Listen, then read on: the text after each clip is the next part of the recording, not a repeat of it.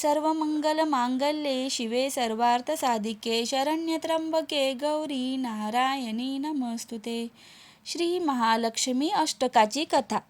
पूर्वीच्या काळी भल्या पहाटे म्हणजे पंचउषकाली सर्व योगी तपस्वी व ऋषीमुनी पृथ्वीवरून देवलोकात महाविष्णूंच्या दर्शनासाठी जात असत. असेच एकदा साक्षात शिव अवतार असलेले व अत्री अनुसयेचे पुत्र श्री दुर्वास महर्षी देवलोकात निघाले होते. महर्षी दुर्वास म्हणजे साक्षात महादेव असून अत्यंत कोपिष्ट होते. ते देवलोकात महाविष्णूंच्या दर्शनासाठी पोहोचले. आपला भक्त आल्याचे पाहून श्री विष्णूंना अत्यानंद झाला व आनंदाने त्यांनी स्वतःच्या गळ्यातील वैजयंती माळा महर्षी दुर्वासांच्या गळ्यात घातली. महालक्ष्मींना आश्चर्य वाटले. माझे पती मला कधी ती वैजयंती माळा दिली नाही आणि आज महर्षी दुर्वासांना दिली. असो. दर्शन घेऊन महर्षी दुर्वास परतीच्या प्रवासाला लागले. महर्षी दुर्वास हे महातपस्वी व साक्षात भगवान शिवशंकरच असल्याने ते पूर्णपणे विरक्त वृत्तीचे होते. त्यांनी ती माळ कोणाला तरी देण्याचे ठरवले. त्या हेतूने ते पाहत चालले असता वाटेत त्यांना देवराज इंद्र देवलोकी महाविष्णूच्या दर्शनास जात असलेले आढळले. त्यांनी स्वतःच्या गळ्यातील ती वैजयंती माळा इंद्रदेवांना दिली व ते निघून गेले. इंद्रदेवाने विचार केला की अगोदरच आपल्या खजिन्यात इतक्या किमती माळा दूध खात पडल्या आहेत, त्यात हीच भर कशाला, असा विचार करून त्यांनी ती माळा आपल्या ऐरावताच्या गळ्यात घातली. हे सर्व महालक्ष्मी पाहत होत्या. आपल्या पतीच्या गळ्यातील वैजयंती माळा इंद्रदेवांनी ऐरावताच्या गळ्यात घातली हे पाहून महालक्ष्मी इंद्रदेवांना प्रचंड संतापल्या व त्यांनी रागाने तोंड फिरवले. कारण पतीचा अपमान पत्नीला कधी सहन होत नाही.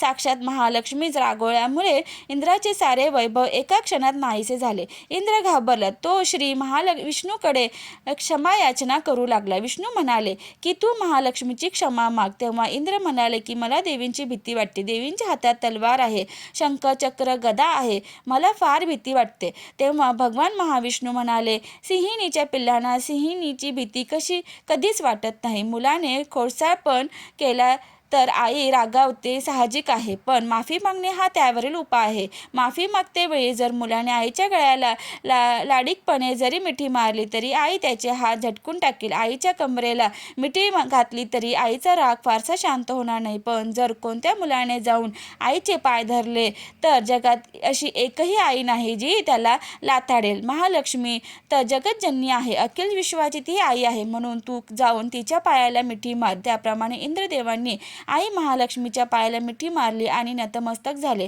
तत्क्षणी जगतजननी जगदंबा महालक्ष्मीच्या डोळ्यातून खळखळ अश्रू गळले. कारण कितीही झालं तरी शेवटी ती आईच आहे. त्यातील 2 अश्रू देवराज इंद्राच्या मस्तकी पडले. महालक्ष्मीने इंद्रदेवांना क्षमा केली. तेव्हा इंद्रदेवांना स्फुरलेले श्री महालक्ष्मी अष्टक जे आज घरघरात म्हटलं जातं. महालक्ष्मी अष्टक हे अत्यंत प्रभावी असून भक्तावरील सर्व प्रकारची संकटे दूर करून संकटाचा सर्वनाश करण्याची शक्ती या स्तोत्रात आहे. हे स्तोत्र अनन्य भावाने म्हटले असता आई जगदंबा प्रसन्न झाल्या वाचून राहणार नाही. श्री महालक्ष्मी अष्टकम. श्री गणेशाय नमः. नमस्ते तू महाकाये श्रीपीठे सूरपूजिते शंखचक्र गदा हस्ते महालक्ष्मी नमस्तुते. नमस्ते गरुडारूढे कोलासुर भयंकरी सर्व पाप हरे देवी महालक्ष्मी नमस्तुते. सर्वज्ञ सर्व वरदे सर्व दुष्ट भयंकरी सर्व दुःख हरे देवी महालक्ष्मी नमस्तुते.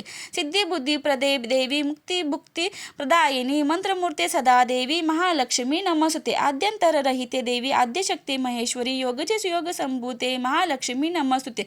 स्थूल सूक्ष्म महारुद्रे महाशक्ती महोदरे महापाप हरे देवी महालक्ष्मी नमस्तुते. पद्मास्तन स्थिते देवी परब्रह्म स्वरूपिणी परमेशी जगन्मातर महालक्ष्मी नमस्तुते. श्वेतांबरधरे देवी नानालंकार भूषिते जगस्थिते जगन्मार्त महालक्ष्मी नमस्तुते. महालक्ष्मी अष्टक स्तोत्र य पठेत भक्तिमान नर सर्व सिद्ध मवा प्रवृत्ती राज्य प्राप्नोति सर्वदा. एककाले पठे नित्य महापाप विनाशन. द्विकाल य पठे नित्य धन धान्य समन्वित. त्रिकाल य पठे नित्य महाशत्रु विनाशन. महालक्ष्मी निर्भवे नित्य प्रसन्ना वरदा शुभा. इतेंद्रकृत श्री महालक्ष्मी अष्टक स्तव संपूर्णम.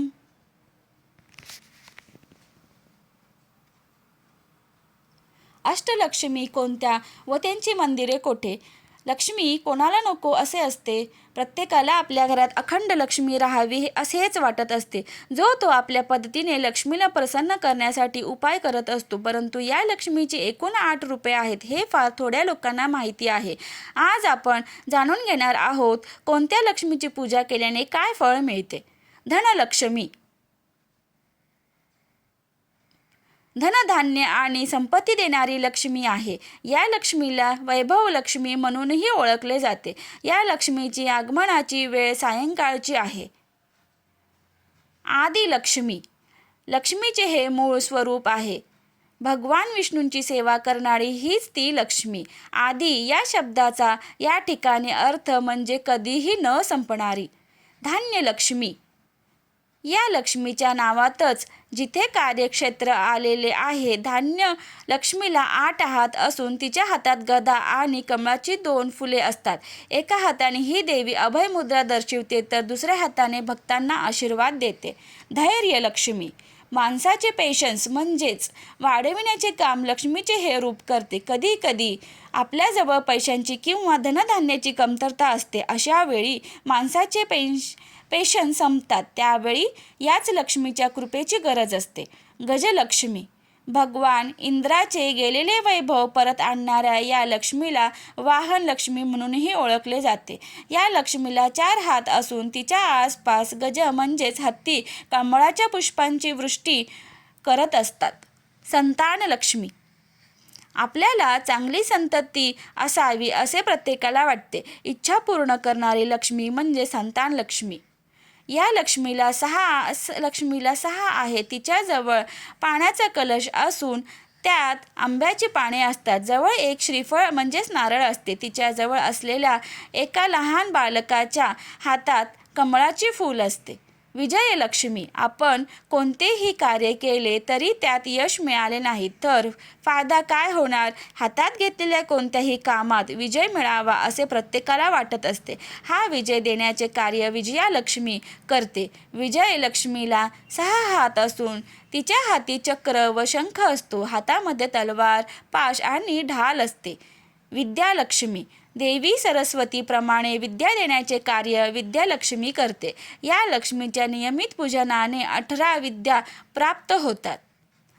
अष्टलक्ष्मीची मंदिरे अष्टलक्ष्मी मंदिर दिलसुखनगर हैदराबाद आंध्र प्रदेश. अष्टलक्ष्मी मंदिर ह्यूस्टन टेक्सास अमेरिका. अष्टलक्ष्मी मंदिर North Hollywood California America. Ashtalakshmi मंदिर चेन्नई. अष्टलक्ष्मी मंदिर तेलंगणा. या ठिकाणी अष्टलक्ष्मीची मंदिरे आहेत.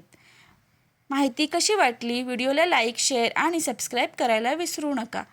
धन्यवाद.